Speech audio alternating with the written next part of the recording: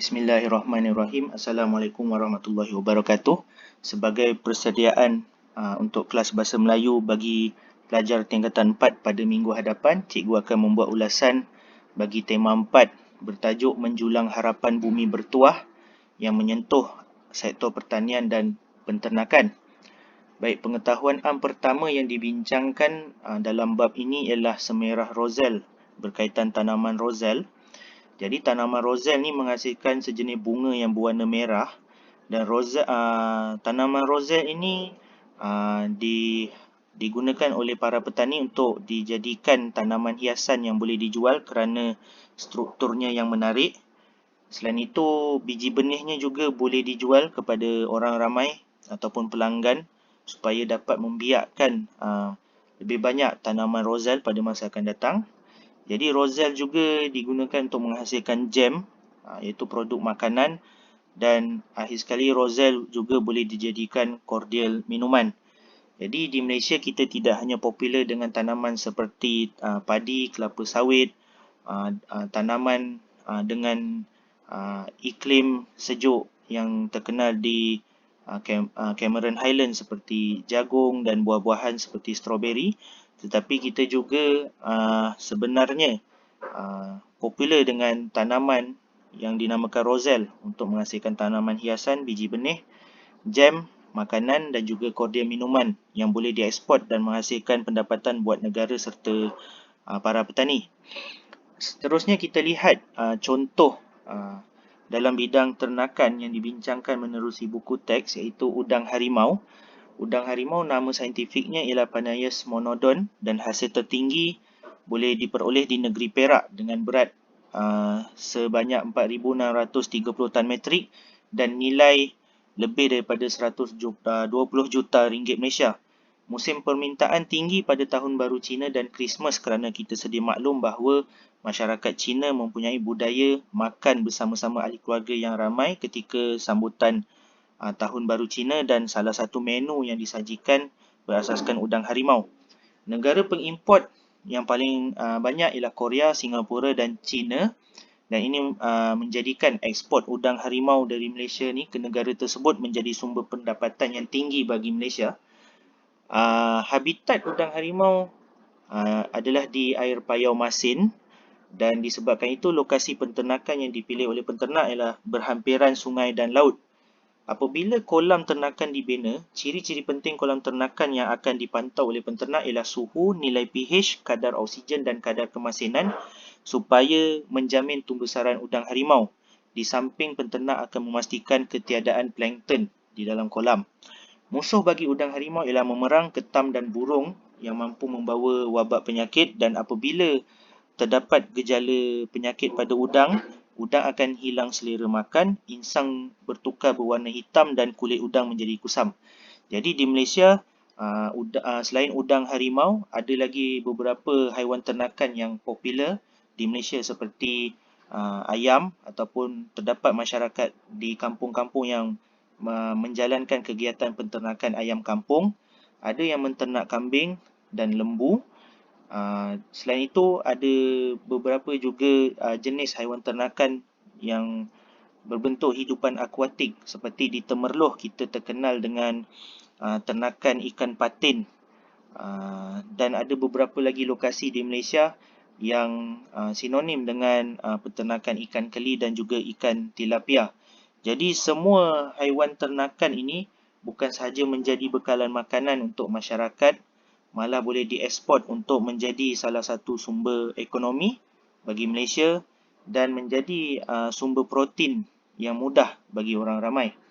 Baik, seterusnya kita juga turut perlu mengenali seorang tokoh penternakan, pertanian dan usahawan yang ada dalam buku teks, iaitu Puan Hajah Zaitun binti Haji Yusof, iaitu tokoh bertulang besi berurat dawai, yang bermaksud tokoh ini seorang wanita yang cekal.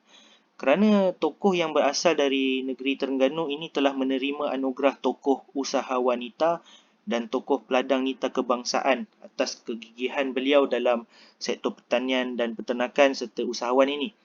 Jadi berikut dipaparkan projek yang diusahakan oleh beliau seperti tanaman tembikai, madu kelulut, dan juga 2 buah kedai kek. Selain itu, beliau juga telah berhasil menghasilkan minyak ekstrak daun gelam untuk merawat saraf, dan beliau juga mempunyai kafeteria.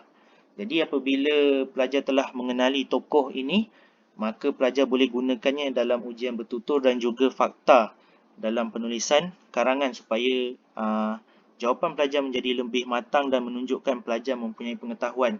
Di samping itu, pelajar juga perlu membuat kajian dan bacaan lain untuk menambah pengetahuan pelajar yang akan menjamin kematangan jawapan pelajar.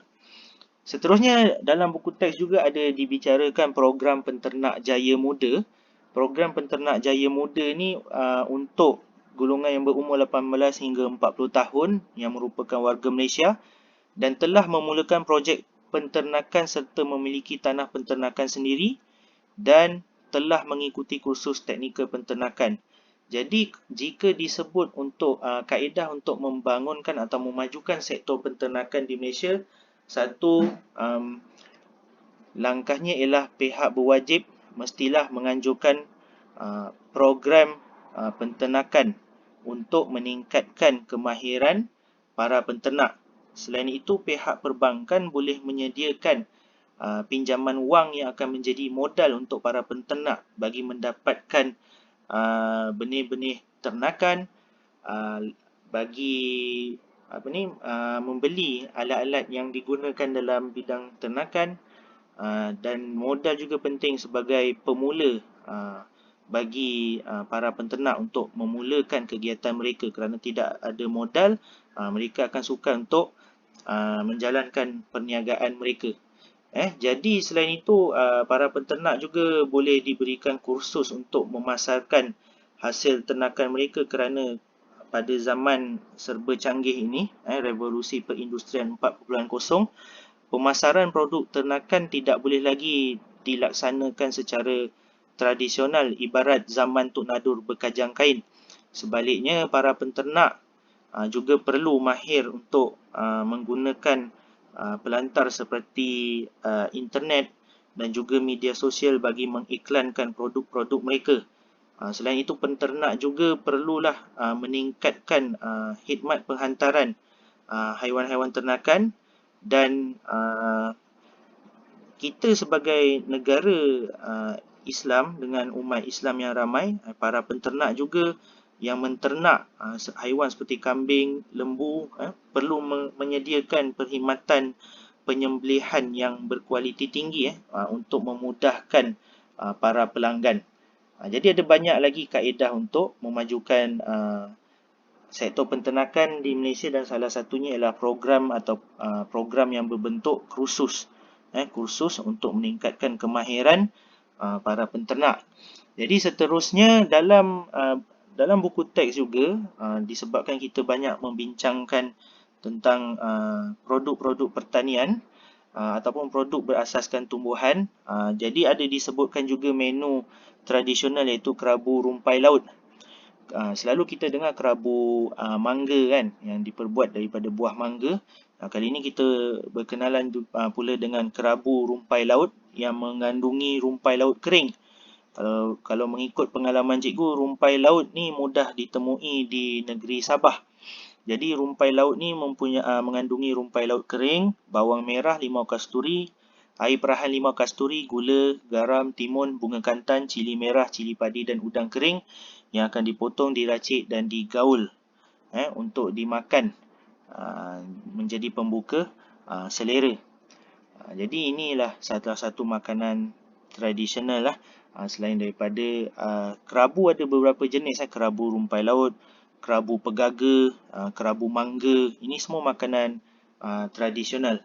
Jadi kalau sebut makanan tradisional, janganlah para pelajar hanya tahu makanan seperti nasi lemak sahaja. Pelajar perlu tahu banyak lagi. Contohnya ikan pekasam yang terkenal di pantai timur dan juga di negeri Kedah. Pelajar perlu tahu ayam pangsu yang terkenal di Sarawak. Kemudian pelajar perlu tahu juga budu yang terkenal di Kelantan, cincaluk yang terkenal di Melaka dan banyak lagi makanan tradisional yang berasaskan identiti sesuatu kaum ataupun etnik di Malaysia perlu diketahui oleh para pelajar untuk menjadikan para pelajar ini nampak berpengetahuan, boleh buat carian lanjut menerusi internet. Baik, seterusnya dalam bidang pertanian juga ada juga tanaman-tanaman yang ditanam berasaskan herba, kerana herba ini mempunyai kegunaan untuk manusia dan apabila dipasarkan menjadi sumber pendapatan kepada para petani. Jadi sebut pasal pertanian, herba ni menjadi ubat. Contohnya bunga raya putih boleh merawat bisul dan bengkak.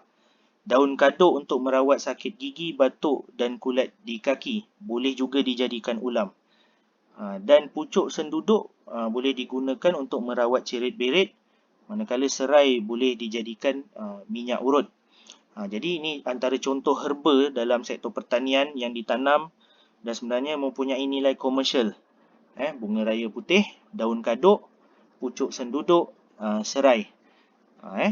Dan sebenarnya ada juga beberapa tanaman lain yang berbentuk herba macam halia. Kita tahu boleh mengeluarkan angin yang berlebihan di dalam badan manusia. Jadi semua tumbuhan herba ni perlu kamu kenal dan kerana mempunyai banyak manfaat dan mempunyai nilai komersial apabila ditanam dan dipasarkan. Baik, sekian saja beberapa ulasan berkaitan pengetahuan am daripada cikgu. Sekiranya ada kesilapan daripada cikgu, mohon para pelajar ampunkan dan kita sama-sama menambah pengetahuan am kita. Baik, terima kasih. Wabillahi taufiq wal hidayah. Assalamualaikum warahmatullahi wabarakatuh.